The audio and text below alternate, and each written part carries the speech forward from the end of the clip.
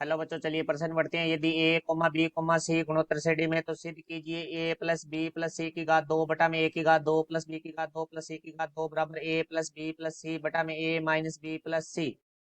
मुख्य अवधारणा, तो हमारा जो प्रश्न है वो गुणोत्तर श्रेणी से संबंधित है। तो देखो भाई, हमारी जो पहले बात करते हैं गुणोत्तर श्रेणी के बारे में, तो गुणोत्तर श्रेणी है वो हमारी होती है, वह श्रेणी होती है जिसके क्रमागत दो पदों का अनुपात है वो हमारा बराबर है, और इसके जो पद है वो इस तरह से लिए जाते हैं हमारे ए आर की घात दो। इस तरह से ये पद चलते जाते हैं, जहाँ आर है वो हमारा सारा अनुपात है और ए है वो हमारा प्रथम पद है। तो अब देखो हमारे प्रश्न में जो दिया गया है वो दिया गया है ए बी सी गुणोत्तर श्रेणी में है। तो यहाँ से देखो भाई, जो ए है वो हमारे यहाँ प्रथम पद है तो ए बराबर तो ए ही रहेगा। देखो बी द्वितीय पद है तो द्वितीय पद हमारा गुणोत्तर श्रेणी का है वो ए आर होता है, और सी है वो हमारा तीसरा पद है और तीसरा पद हमारा गुणोत्तर श्रेणी में ए आर की घात दो होता है।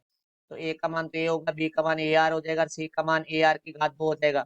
अब हमें जो प्रश्न में दिया गया उसमें सिद्ध करना है, तो हमें बायां पक्ष है वो दाएं पक्ष के बराबर सिद्ध करना होगा। तो हम पहले बायां पक्ष लेके चलते हैं। तो देखो बायां पक्ष बराबर हमारा है ए प्लस बी प्लस सी की घात दो बटा में ए की घात दो प्लस बी की घात दो प्लस सी की घात दो। तो यहाँ से हम मान रखेंगे तो देखो भाई, बराबर में आ जाएगा हमारा ए की जगह तो यही रहेगा, बी की जगह ए आर आ जाएगा, प्लस सी की जगह ए आर की घात दो पूरे की घात दो बटा में हमारे पास ए की घात दो प्लस बी की घात दो है, तो यहाँ से ए की घात दो आर की घात दो हो जाएगा, प्लस सी की घात दो है तो यहाँ से ए की घात दो आर की घात चार हो जाएगा।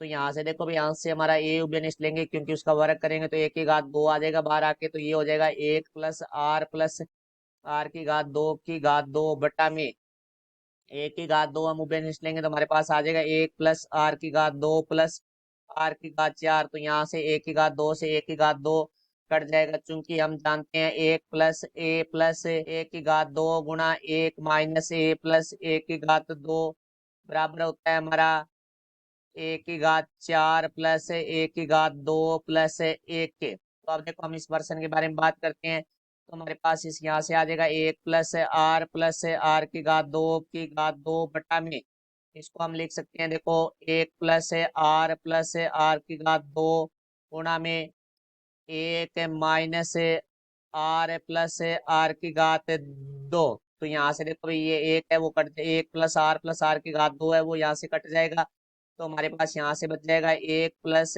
आर की घात दो बटा में एक माइनस आर की घात दो। अब हम बात करेंगे दाएं पक्ष के लिए, तो देखो भाई हमारा दाया पक्ष है वो हमारा निम्न प्रकार से है। देखो यहाँ दिया हुआ है ए प्लस बी प्लस सी बटा में ए माइनस बी प्लस सी। तो यहाँ से मान रखेंगे, ए का मान तो हमारा ए रहेगा, बी का मान ए आर है और सी का मान ए आर की घात दो है बटा में ए माइनस बी का मान ए आर है प्लस सी का मान ए आर की घात दो है। तो यहाँ से जो बेनिस्ट आ रहा है अंश में से वो ए आर है, तो यहाँ रह गया एक प्लस आर की घात दो बटा जो हमारा हर है वहां से भी ए बेनिस्ट आ रहा है तो एक माइनस आर प्लस आर की घात दो। तो यहाँ हमारा ए से ए कट जाएगा, तो यहाँ से हमारे पास आ जाएगा एक प्लस आर की घात दो बटा में एक माइनस आर प्लस आर की घात दो। तो ये हम देखते हैं, तो हमारा बायां पक्ष था, तो यहाँ देखते हैं हम बायां पक्ष से बराबर है हमारा दाया पक्ष, और यही हमें सिद्ध करना था। तो ये हमारा सिद्ध होता है, ये हमारे प्रश्न का उत्तर हुआ। आशा करता हूँ समझाया होगा। धन्यवाद।